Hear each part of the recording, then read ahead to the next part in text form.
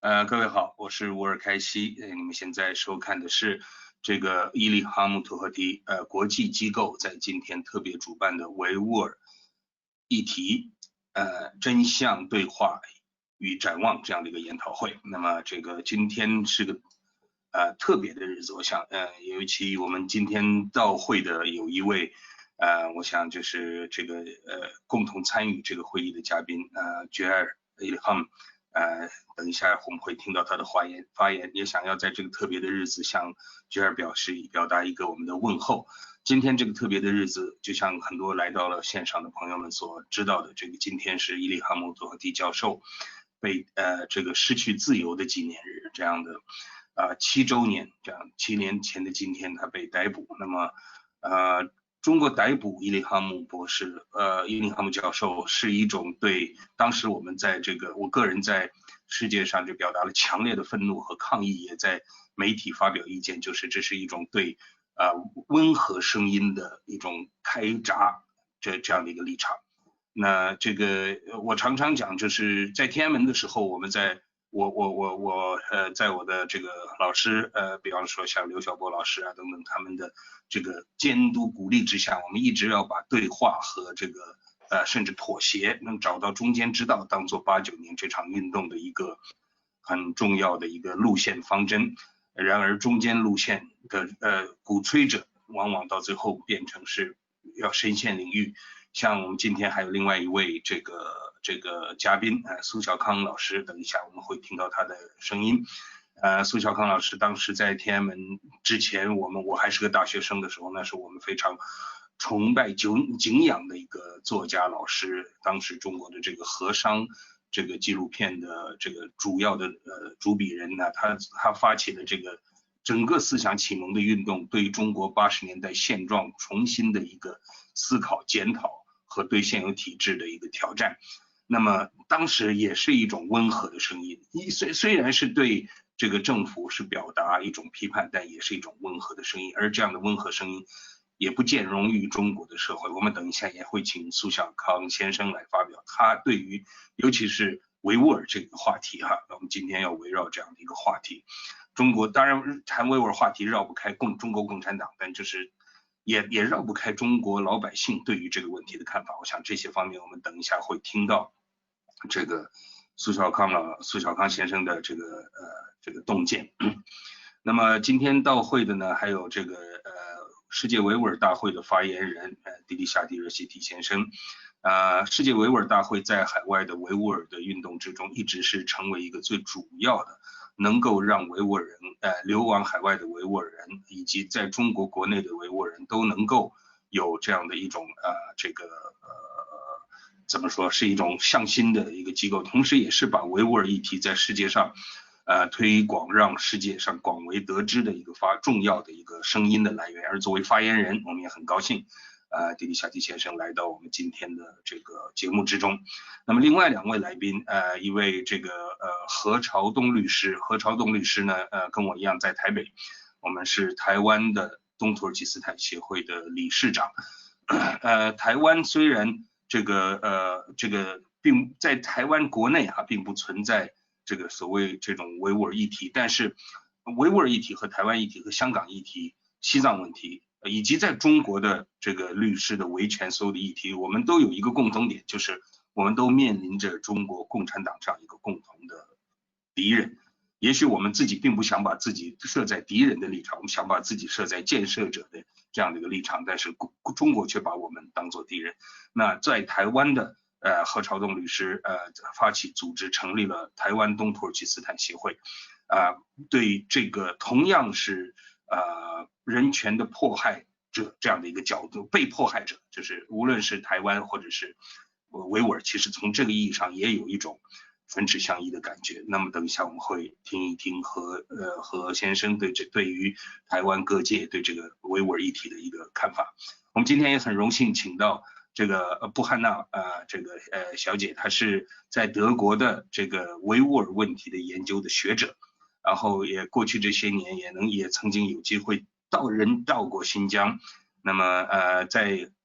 从学术的角度，或者是从世界的角度，从欧洲的角度，无论哪些角度，我想这些角度就都是目前在聚焦维吾尔议题，然后进行这个对话和这个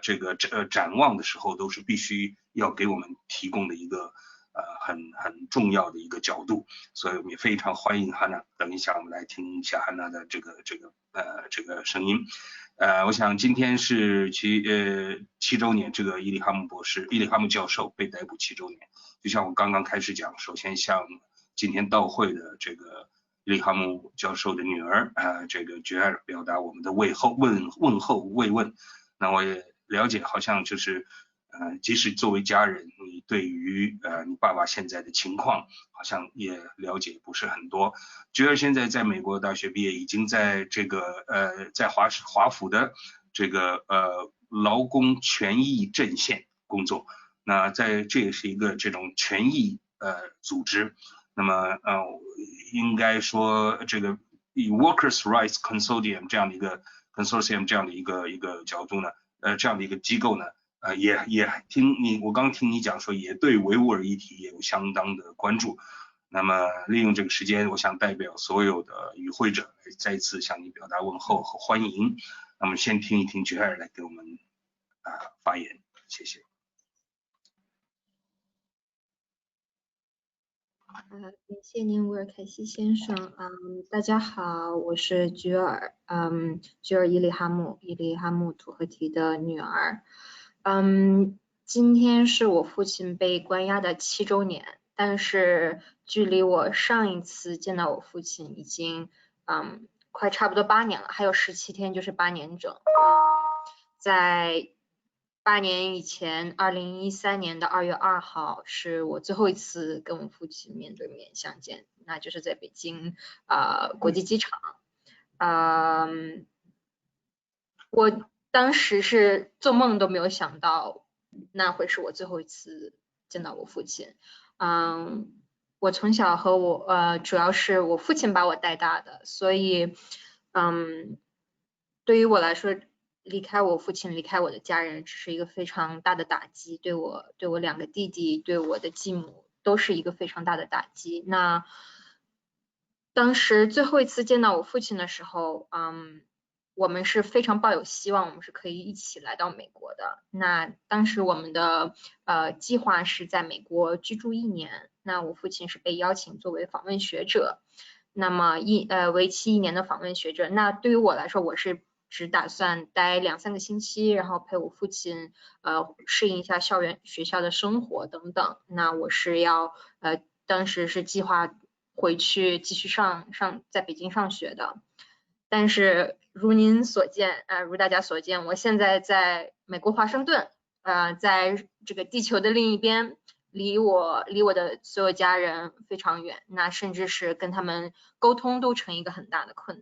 难因为一直接到我的电话，对于他们来说不是一个温馨的一个事情，而是危险的一个开端。那对于他们来说，经常接到我的电话，经常接到国外打来的电话，对于他们来说就代表有警察的访问，有警察的审问，等等，甚至是面临可能丢失工作等等。那么这不只是在发生，目前来说，这不只是在发生在我们家人身上，那发生在很多很多维吾尔人、哈萨克人还有其他民族身上。那当初我父亲被抓的其中一个原因就是因为我父亲通过写作演讲以及建立中文网站维吾尔在线以传播维吾尔为主题的新闻并且发布关于维吾尔人的这个文化、历史等等相关的文章，并且揭露一些维吾尔社会或者是中国社会存在的一些缺点，如维吾尔人就业产生的问题然后大规模汉人移民进入新疆并且影响到了维吾尔人的就业情况甚至维维吾尔人就是无法进行的宗教活动，因为自己的一些饮食甚至是穿着等等而受到迫害，因为揭露这些问题，而我父亲被中国政府定罪为分裂主义者，并且或者是鼓吹暴动者，还有极端主义者。然而，我相信在座的大家，甚至是听众，如果大家去花几分钟的时间去上我父亲曾经建立的这个网站维吾尔在线，你们可以发现，我父亲从未鼓吹过暴力，从未鼓吹过分裂，也从未鼓吹过极端主义。那我父亲一直以来都是通过和平，用自己的笔意，用自己的文字来告诉大家发生的这个社会在发生一些什么。然后我父亲经常说一句话：一个正常的社会不应该只有一种声音。那我是非常赞同这个观点的。我认为一个正常的、一个健康的社会，不应该因为有不同的声音而认为认为这是非正常，而认为这是犯罪的，而把这些有不同声音的人，去关押或者是迫害他们。那一个正常的社会，我认为是应该是懂得怎么去聆听，怎么样去吸取意见，而去吸取经验以及去作为改正。我认为这才是一个正常的社会，然后我认为这才是一个正常的政府应该所做的事情。那么现在我父亲以及非常多的其他维吾尔人都被被迫害过，甚至是正在被迫害。那通过联合国的数据，我们也知道上百万人现在都在被关押中。那么维吾尔人还有哈萨克人还有其他民族的人们在中国现在是被更加的增加了他们的限制，无论是文化方面、宗教方面、穿着饮食方面，甚至是非常简单的自由，获得护照也好，或者是在家多用一点水电也好，这些都是受到限制的。那么我对看到这些现象，我想表达的是，我真的是对中国政府是每一年都增加的是更多的失望。我不仅没有看到中国政府释放我父亲，释放这种有温和声音的人，那他甚至是关押了更多甚至从未有机会发生的那些人。那我觉得这是一个非常不公平的一个现象。那我也希望这个现象，我也希望中国政府能意识到这是一个错误的决定，这是一个错误的行为。那我也希望，可能是我天真吧，我是非常抱有希望，有一天这个现状是会改变的。那我希望这个改变的那一天能快速到来。谢谢你们。谢谢 Jihad， 然后阿曼布隆听了Roying Saplam， 这个我想特别在今天吧，应该要特别要希望你能够保持着一个这样的一种乐观的精神，希望你能够维持着这样的一种在最黑暗的时候可能想要维持的希望，或者说保持像你刚才所说的一点点这样的天真，可能还变成是一个必须。那下面我想邀请苏小康先生来从您的角度来，无论是对维吾尔人或者是对这个在收看的我们就是中国人那当然从维吾尔角度我们会说汉人这样的，或者说就是中国人或者是全世界，从你的角度提一点忠告吧。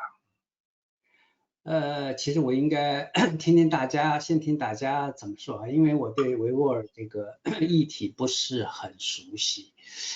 当然我因为一直很长时间在关注西藏的议题，那么这两个议题其实是有很多相关性的所以也不是完全的陌生。不过我今天呢想讲一下我的两个比较急迫的一个看法供大家参考了。我认为呢，第一呢，现在中共就是习近平这个政权对维吾尔的这个民族的政策已经完全走向种族灭绝的程度了。这一点大家要特别清醒，尤其维吾尔的精英要意识到这一点。那么同时对习近平这个人和他这个政权不要抱任何希望啊！这里已经不是什么温和不温和的问题，因为一到维吾尔问题、维吾尔族的问题上，因为联系到整个伊斯兰的这个大的国际议题嘛，大家老在讲温和和激进，维吾尔问题根本不是这个问题，是吧？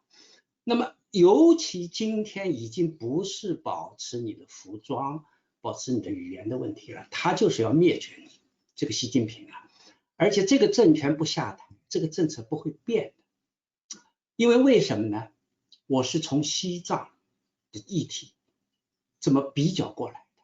达赖喇嘛不温和吗？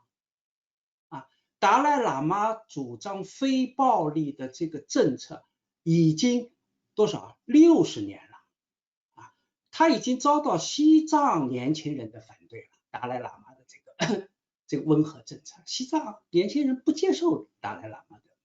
中间道路了，是吧？就原因什么？原因就是共产党直到今天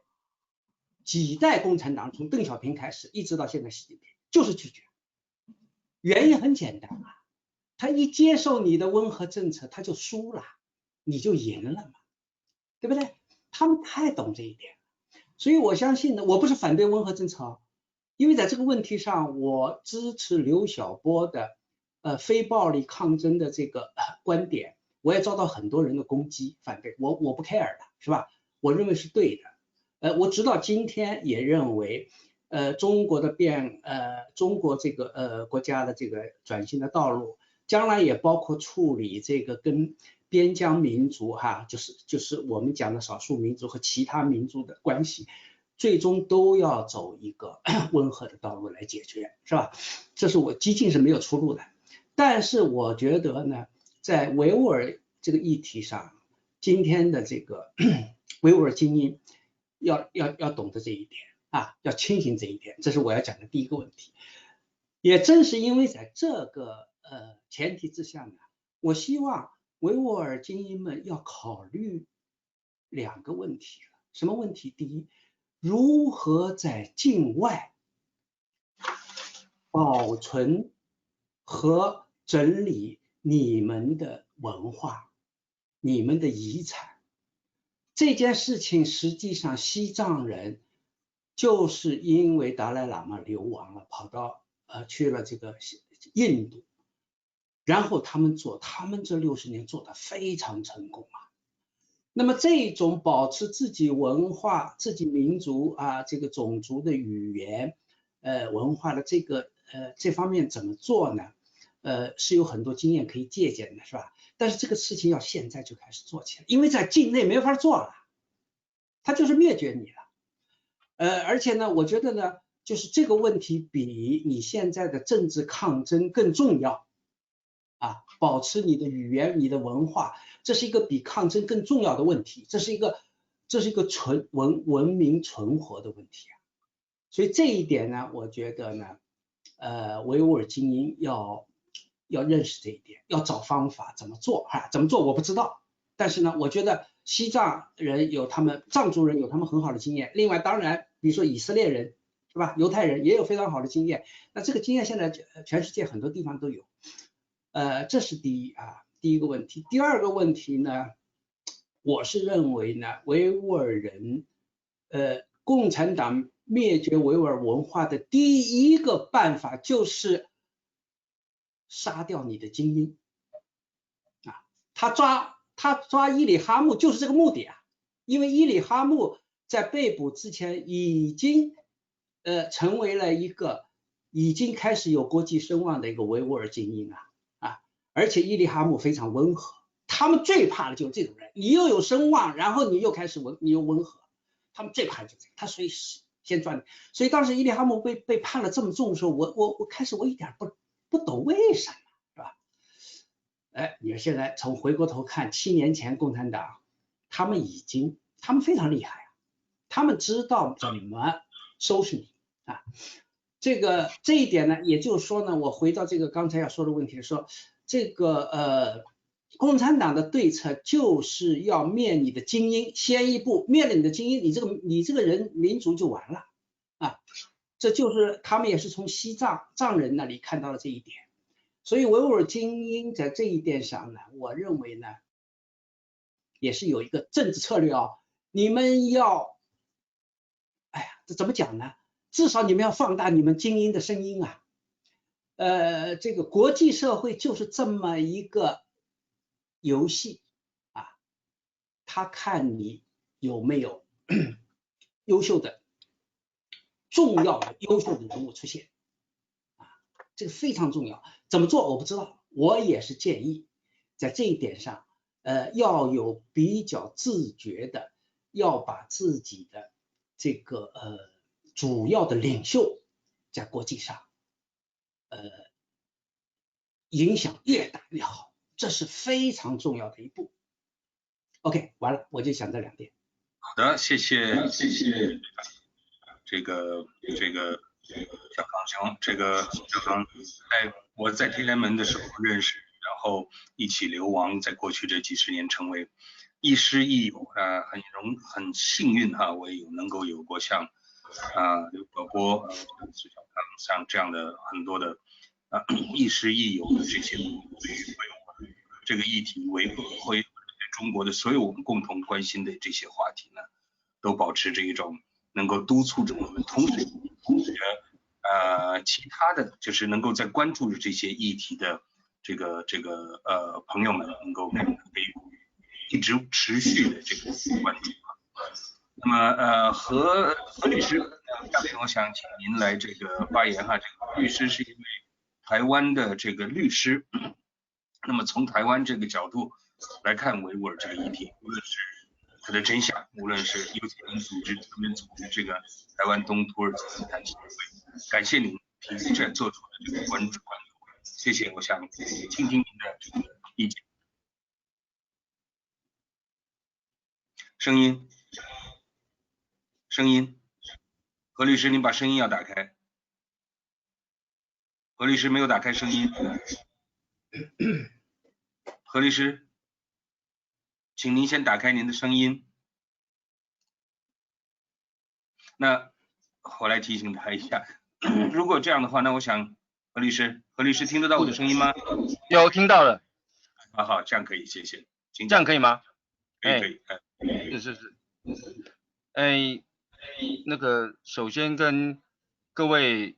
语坛者致敬哦，我是台湾东突厥斯坦协会的理事长。那我们协会是在2019年9月1日成立，在台北。对，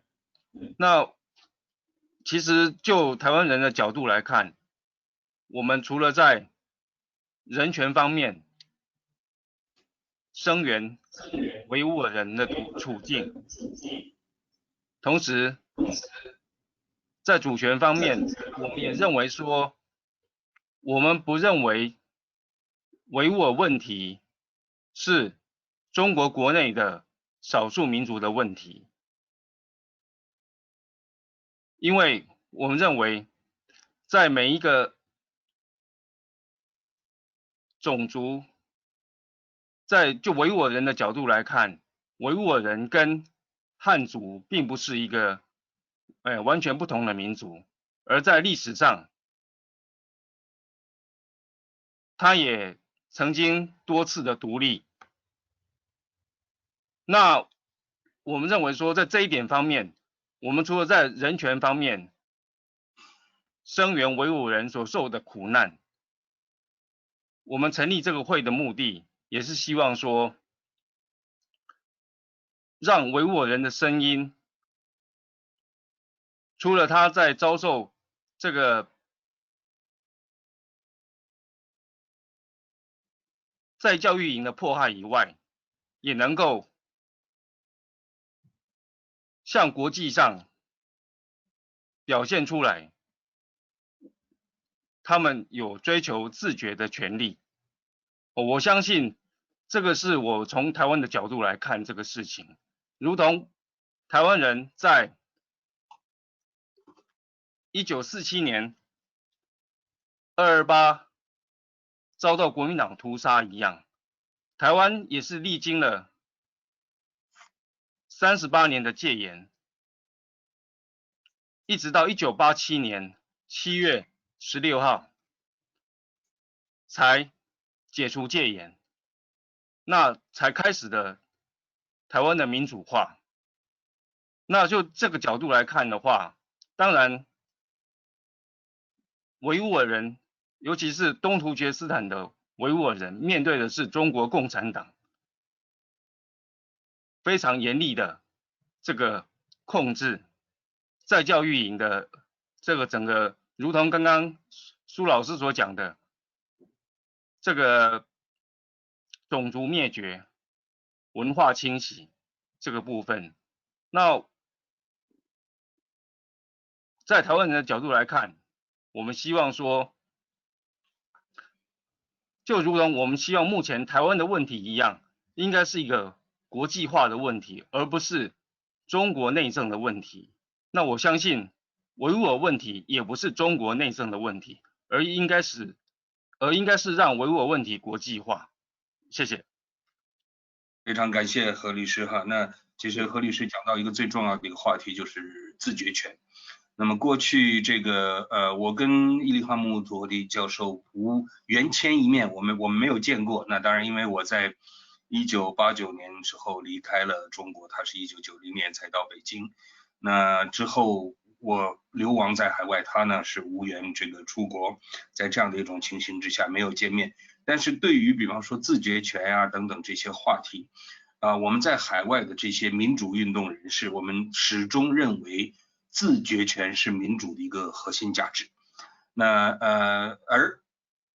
伊利哈木教授却在中国要小心翼翼的绕开这个议题。那绕开这个议题的目的，其实并不是否定维吾尔是一个完全拥有自决权利的民族，不是这样，只是希望这是他的希望能够用对话，能够用寻找中间地带这样的一个立场，能够在中国政府的统治之下，能够为维吾尔人的人权，为维吾尔人的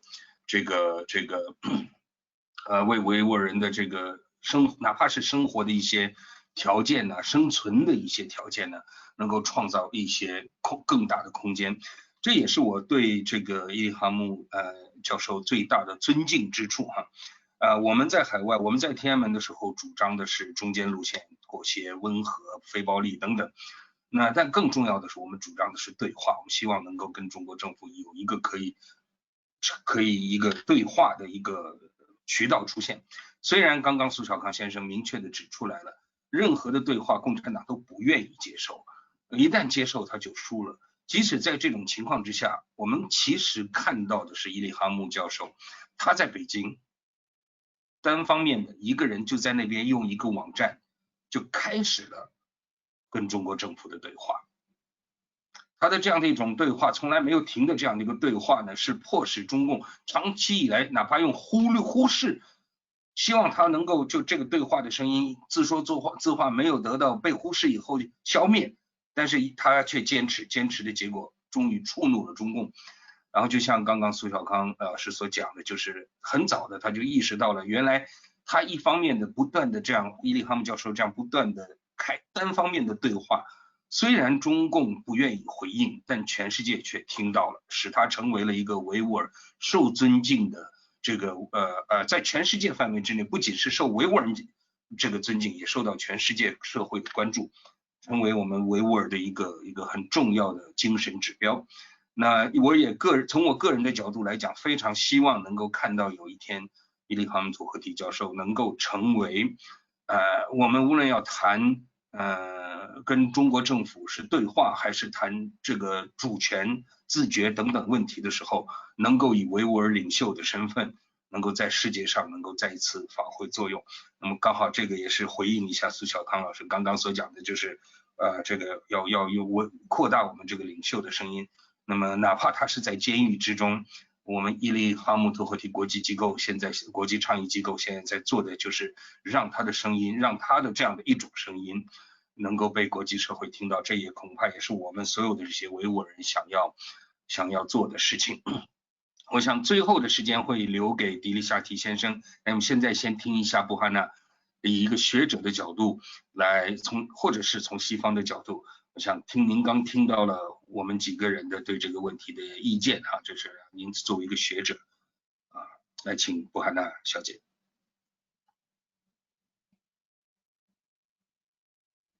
哈纳，听不到，哈纳。现在开了，可以了，没事，刚才没有开，我按了好几次它没开。好，谢谢你，沃尔凯西。我虽然当一个学者，我是现在当维吾尔学的博士生，但是我今天要讲的是一个比较简单的事情，我也不要讲政治，我也不想讲欧洲人的看法。我就想讲一些比较简单的事情。我2018年和2019年去新疆旅游或者看一下的一些经验，因为我发现总共去了3次。之前我2011年我1年住在乌鲁木齐，所以比较习惯了那个地方，有一点点熟悉。后来去了就是有很大的变化，但是2018年和2019年也有了一个很大的变化，按照我的看法。然后我2018年去的时候，这个都是我们从媒体报道知道的，都是所有的地方管得特别严，很多路上的都没有人，都很安静的，还有没有人敢和我说话，或者说话比较困难。还有媒体报道，你一看你觉得它是太夸张了，但是其实不是。我去的时候我还觉得是这样子，他们在媒体报道的你能看到的就是这样子，就比较恐怖的。我从来没有见过一个这样子的地方，没有见过一个这样子的乌鲁木齐。然后2019年春天我又去了一遍。然后去的第一个地方是乌鲁木齐的一个旅游景点，叫乌鲁木齐大巴扎。那边是特别繁荣的地方，人多，是一种购物中心。2018年去的时候，那个地方没有声音。你想一下，一个人多的地方，卖很多东西的地方，消费者去玩，所有的人去的，但是没有人，很安静的。然后你又去了，都2019年，我特别惊讶，我去的时候人多，什么地方都开了，东西都买了，地方也变得完全不一样了。后面的一条路现在变成了步行街，你要进去的时候都要过安检，但是里面人特别多，开的心在跳舞。我一看，我相信，我没有相信，我觉得怎么可能？去年去的时候都是那么安静，没有人，怎么变成这个样子了？然后我也发现，就是去了南疆和北疆，每次去旅游的时候都去了北疆和南疆。当然北疆的管的没那么严，南疆管的严一些，这个都没有变。但是总共来说，2019年管的没那么严。我一直都没有了解，怎么突然变成一个比较正常的样子了？开了很多旅游景点，都弄得很漂亮，都人在外面多一些。然后我待了几天，也去了其他的地方转了一下，看了一下，感觉那些摄像头也变少了，感觉人在路上也多了，警察也少了。但是后来发现乌鲁木齐那个繁荣的旅游景点，警察还是有了，但是不是在自己的车里面，是在一个白色的车里面，但是出来的都是警察。然后去了其他地方旅游，都是不是警察，但是有人跟着我在旅游景点里面，然后拍我的照片。就是我觉得这个管理人的方式还是有的，但是你现在去的话，对不起，你看不到了。当然还有管理的方式和控制你的方式，但是没有那么明显。所以如果有兴趣的朋友们，如果你们想去的话，看看，我非常赞成。但是不要失望，你和2018年媒体报道的你看不到了。你当然能感觉到是有摄像头，警察比其他中国的地方多一些，当然，但是没有2018年一样。然后我很惊讶，因为我不懂为什么突然变成这个样子了。就是我问了一些记者，他们2019年是第一次去新疆的，他们还觉得特别恐怖的。因为他们从来没有见到，对他们来说是不正常的。但是对我来说，2018年看到了这个地方，我还觉得2019年轻松多了，看起来。后来我发现很多案件，就是做案件的那个很大的站那边，有一些地方关闭了，还是没有查的那么严。然后我考虑为什么是这个样子了，然后我分析的是，第一，需要抓的人大部分已经被抓了，就没有危险了，就是按照他们的想法。第二个，在外面的人已经被空下了，空下的不行，所以他们知道我做一个小小的错误都可能会有很大的影响，所以你不需要控制的那么严，大家都知道我该怎么做，我应该不怎么做，就很清楚了。比如说我把一个人要一个司机交给他钱，然后我给他1块人民币，但是我错了，我给了他一个阿联酋的1个dirham的钱，然后他看了，然后他跟我说这个是错的，但是他说这个钱很有意思，我说我送给你，但是上面是那个阿拉伯文字，然后他说我如果带这个的话，对我来说麻烦会特别大，这个是一笔钱。所以来说，我感觉你不要告诉他什么是对的，什么是错的，他自己已经知道了，很多事情都特别恐怖。所以我自己感觉人家不需要你吓他，你控制他，他已经知道了，已经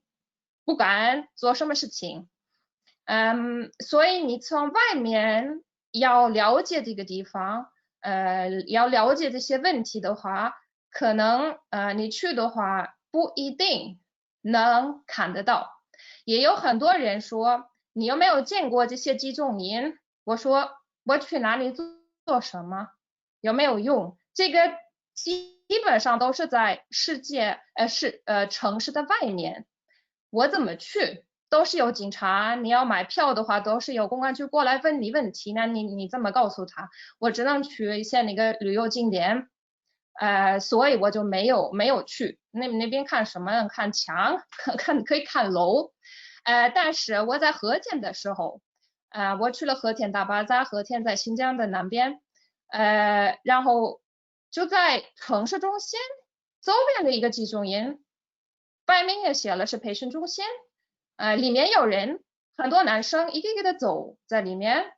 然后他们都带着那个蓝色的衣服。这个很有名的罗普多那个照片一样的衣服，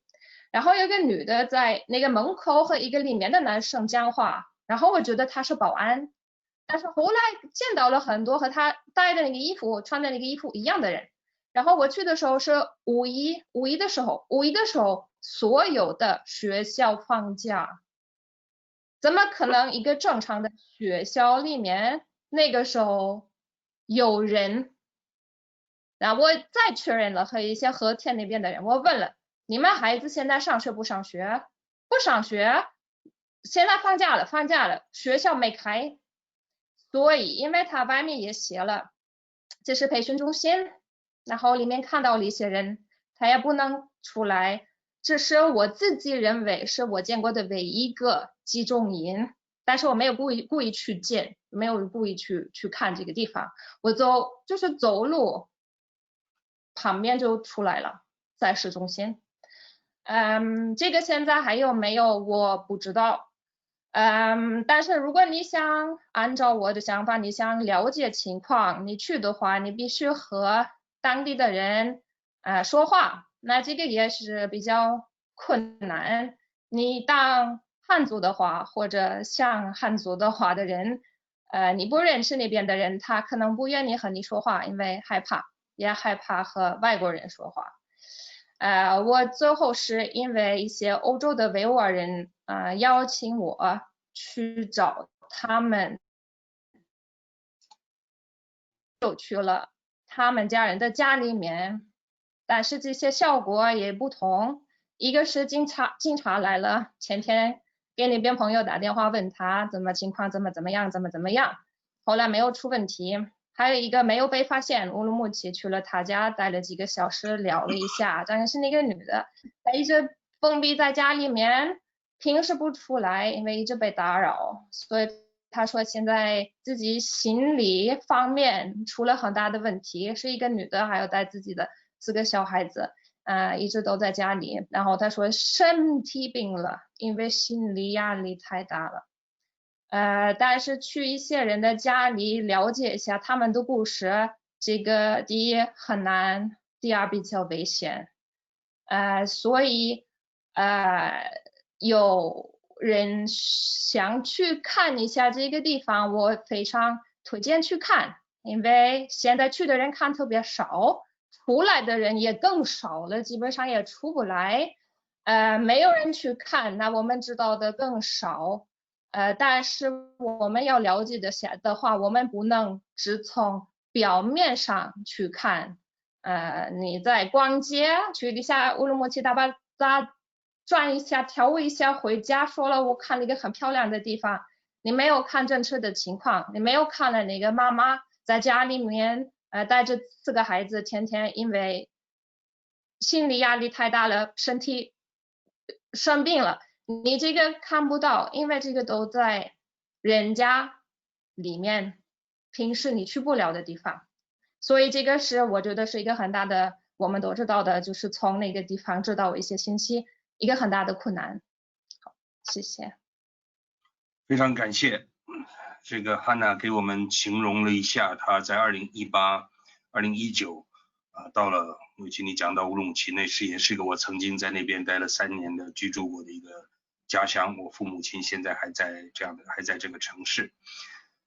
我在听你一开始讲的时候在想，那是似乎2018很严重，2019变好了，变得比较正常了。那是不是很多的西方人在看的时候也是要这种感觉，或者是外边的观察家在看的时候也是这样的一种感觉呢？刚刚你给我的形容很清楚，你是讲得很清楚，说实际上中国的情形可能是共产党的这个过去2、3年长期，从2017年开始的集中营政策已经达到了他所要建立起来的整个社会的控制和恐惧的那个效果已经达成了。在达成了的情况之下，所谓再能看到的一些人或者重新回到社会，是一种中国政权成功之后的志得意满的表现，而并不是他的这个控制的放松。那其实你刚讲了很多具体的细节，也让应该让西方可以让世界可以看到维吾尔的真相，包括很多人可能因为很多这些维吾尔人可能会因为这个心理的压力而身体生病。那整个社会呢，每一个人也都自己知道，连一个这个上面写着阿拉伯文字的一张钞票拿在手里边，这都可能会被当作是极端分子。这就符合所谓中国的这个政府的极端。那放在口袋里一张钞票，共产党怎么会知道呢？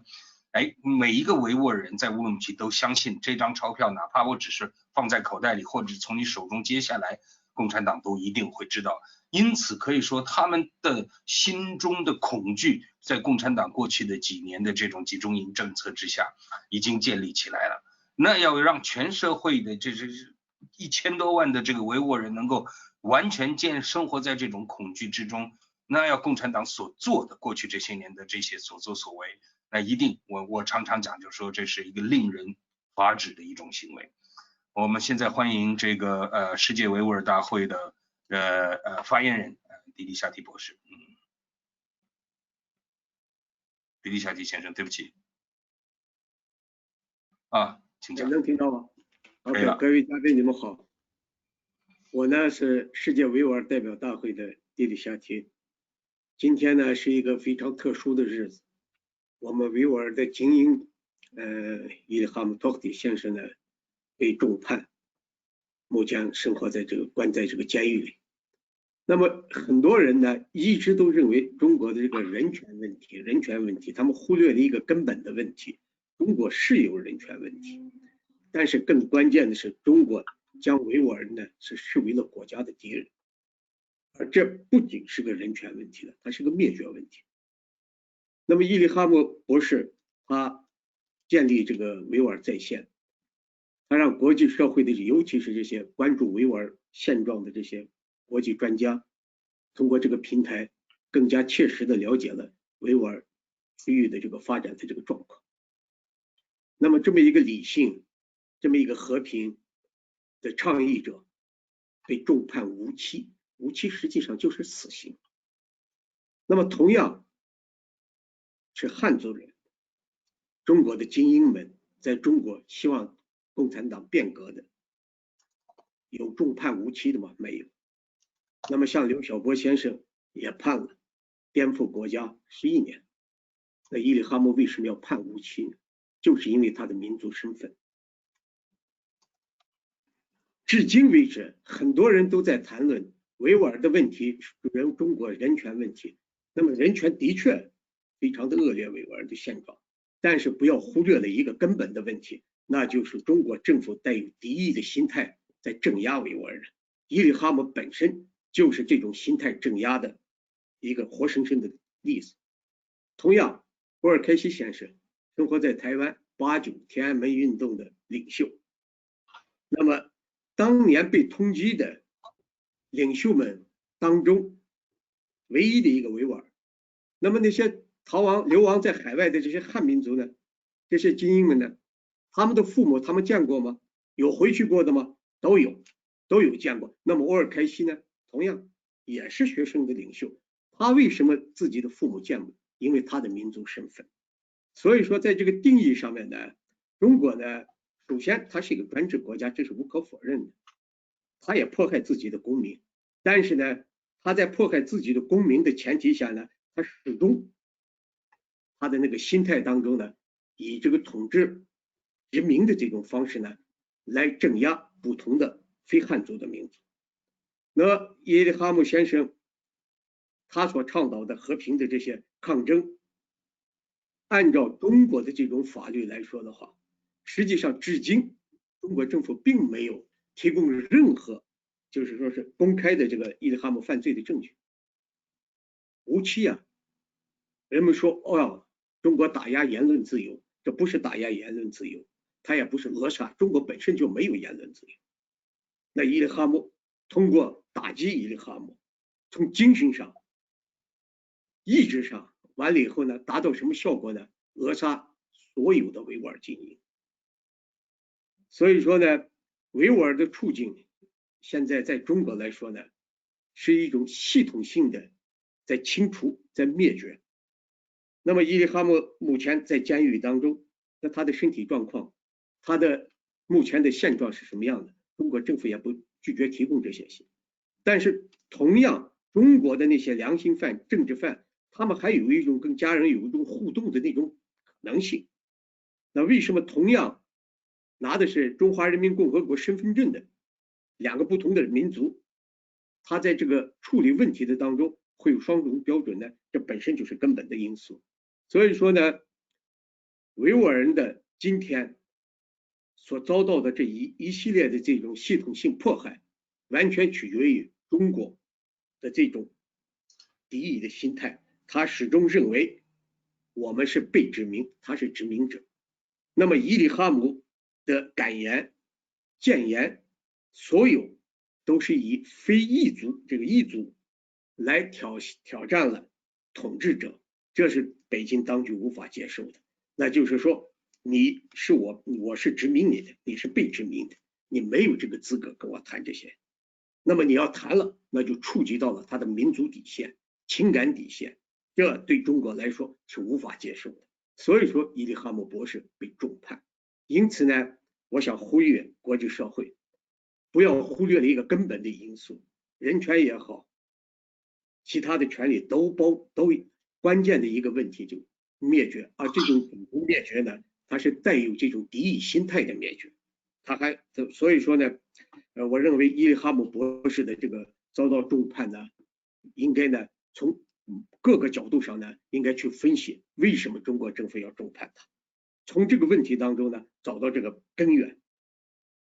另外呢，提到了维吾尔的现状，那么伊利哈木博士当时建立的这个平台，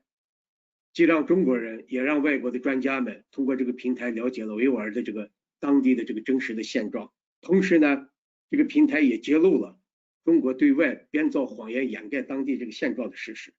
那么现在失去了这个平台，也没有这个平台，那么现在了解维吾尔的处境那就更加困难，而且中国垄断了所有的信息。而伊利哈木呢博士，他以牺牲自己，包括牺牲自己家人的这个自由为代价，换来了呢国际社会呢对于维吾尔人的这个关注。我们期待着呢，所有有良知的中国人放下这种民族的这种敌意，或者是种族，或者是大汉民族主义的这种心态，用理性的角度去观看这个问题，发出正义的声音呢，要求中国政府呢立刻无条件的呢释放伊利哈木，因为释放伊利哈木的这个精神，他所付出的，他不仅仅是代表一个维吾尔人，他所付出的应该是全世界目前所追求的普世的价值。OK， 谢谢。谢谢这个迪里夏提热西提先生，他是世界维吾尔大会的发言人，是一种明确的一个代表维吾尔的声音。那这个声音我高度赞同。大家知道我是一个中国的民主运动人士，中国民主运动我也是当年参与这个89年的运动，那成为被中国政府列为通缉犯。那么而我过去这些年以来，其实也从来没有放弃我自己是一个中国民主运动人士，和这个还在继续推动中国民主运动，还关注的是整个全中国的一个政治的发展。但我是个维吾尔人我所受到的待遇的确是跟其他的这个同样作为民运人士呢是有所不同。我30多年没能见到我的父母亲，这样的现象在所有的民运人士里边也是唯一的，也是非常独特的一个状态。那刚刚迪里夏提先生提出来这个的时候讲得很清楚，这是因为中国政府对于维吾尔民族本来就是当作是另外一个民族，而且今天在座包括苏小刚先生也明确指出来，这个中国政府的政策是文化的灭绝，它是要灭绝，它是要消灭维吾尔人那么我在民运的伙伴之中，在谈到维吾尔这个问题的时候呢，也听到过不同的声音。虽然大部分我可以在这里跟大家报告，就是说在中国民主运动的团队里边，大家现在无论是对西藏问题还是对这个维吾尔问题呢，民主运动人士的团队之中的这种同情、支持、理解维吾尔的人的这样的比例是绝对多数这一点可以很负责的告诉大家但有一些人会很愿意大声讲出来，有一些人可能会不那么愿意发言有一些人甚至可能还会觉得这个维吾尔人曾经有过的一些激烈的抗争是所谓恐怖攻击等等。那我当时也曾经在包括民运的朋友之中内部开会的时候提出过一个问题，就是说我们最好应该定义一下什么是恐怖主义。恐怖主义如果要定义的话，我做的定义就是无差别攻击来建立恐惧嘛，以建立恐惧作为这个目的的这个无差别攻击。如果真的是这样的一个定义的话，中国政府毋庸置疑才是最大的恐怖主义者在新疆所建立起来的这种恐怖的气氛，过去几十年，包括刚刚汉娜小姐帮我们提供的这个很亲手的个人的第一手的这样的一个描述，都让我们看到了中国政府才是恐怖主义者。而在这个过程之中，必然的使维吾尔人处于一种不仅仅是中华人民共和国共产党这个专制政府的被统治者，这一点的话，可能跟全中国人民是一样的。但除了这一点之外，我们还有多一重的统治，就是往往我们看到在中国的比方说在新疆好了，的汉人，他所受到的待遇跟维吾尔人不一样，而且也导致这样的一种不同的待遇呢，让这些在新疆的汉人到最后站在政府一边。那在这种时候，对于维吾尔人来讲的话，那汉人就并不是无辜的汉人，所以也并不是一个他已经站在政府一边。而这个问题就不光是中国共产党专制政府和被统治的人民之间的一个中国的一个民主自由这样的一个问题而已，它也是民族矛盾。而在民族矛盾发生的时候，中国的而这种仇恨播种下去，他要想消弭，要花的时间要久得多，要长久得多。而这样的一种民族的这样的仇恨，绝不是我们想要的。所以很希望这样的一个今天的这个主题，就是我们现在讲的是这个真相对话与展望。那这个对话呢，能够让大家感受到，尤其是我们的汉族的朋友们能够感受到这样的一种严峻的迫切的危机和应该站稳的这样的一个立场。谢谢今天各位的语坛人呢，我今天要在这里介绍呢，刚刚大家看到我们这个伊利哈木托合迪国际倡议机构的主席Anwar Jan， 这个刚刚他来到了这个我们的这个会议之中。我们的这个 Anwar Jan 大哥这个主席呢，他是不会讲中文，所以今天他要用这个特别用英文来跟大家来稍微这个表达一下他的一个立场。Now we welcome the president of the Ilham Tohti Institute, my dearly big brother Anwar Jan, one of our respected Uyghur elderly, and then to come to join this panel. He does not speak Chinese, so we welcome him and give us a few words in English. Thank you, dear Urkash. Herewith, I welcome you, all of you, to this webinar on this special day, namely the 7th anniversary of Prof. Ilham Tohti's arrest.